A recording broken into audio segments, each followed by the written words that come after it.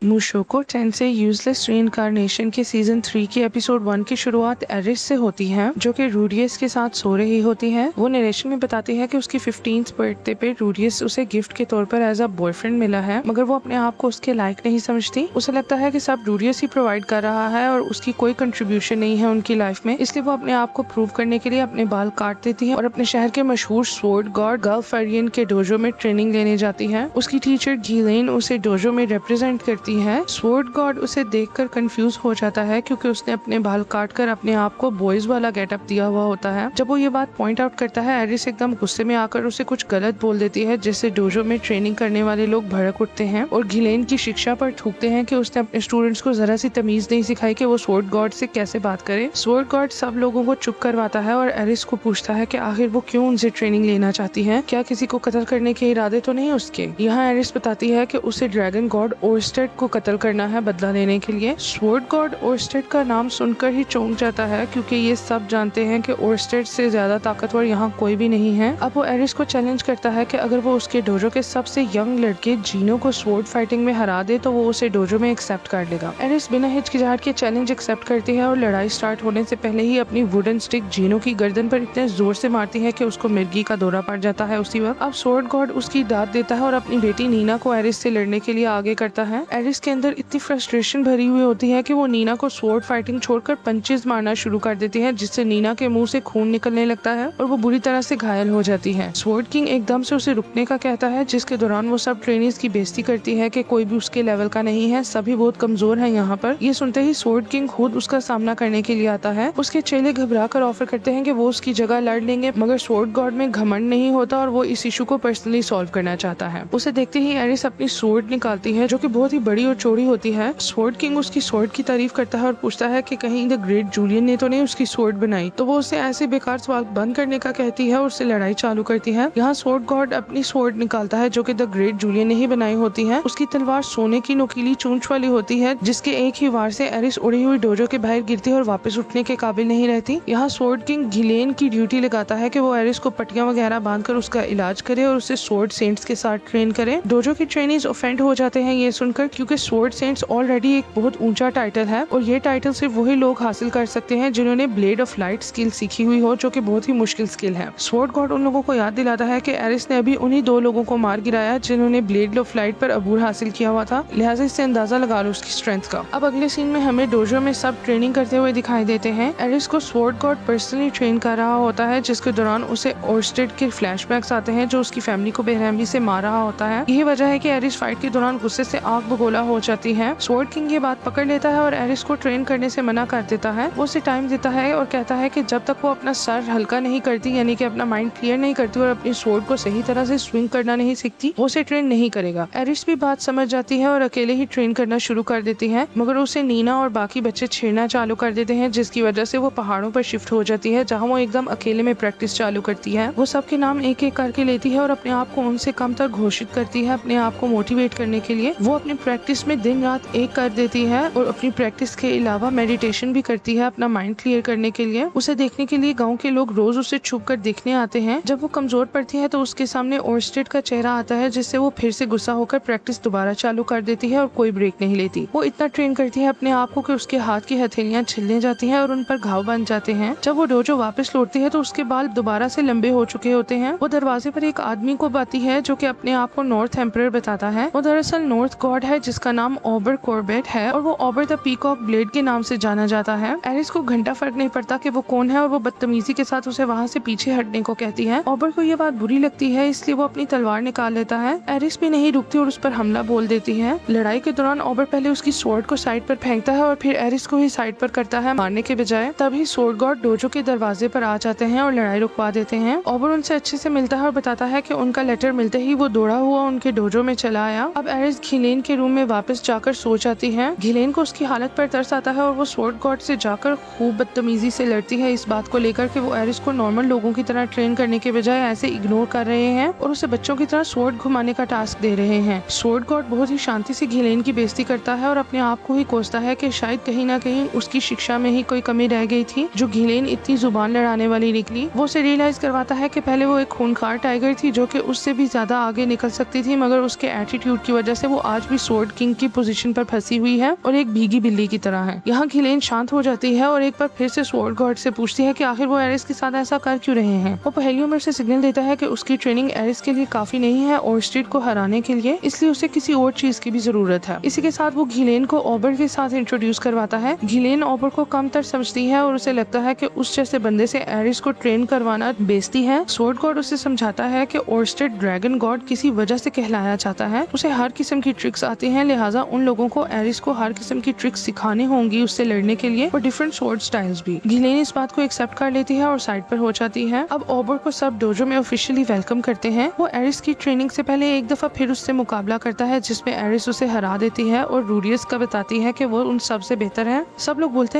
हैं रूडियस कौन? तो वो बताती है कि रूडियस इस गांव का सबसे ताकतवर सोर्सरर और उसका बॉयफ्रेंड है। और इसी के साथ ये एपिसोड खत्म होता है। वीडियो अच्छी लगी तो मेरे चैनल को लाइक एंड सब्सक्राइब करो। मिलते हैं नेक्स्ट वीडियो में।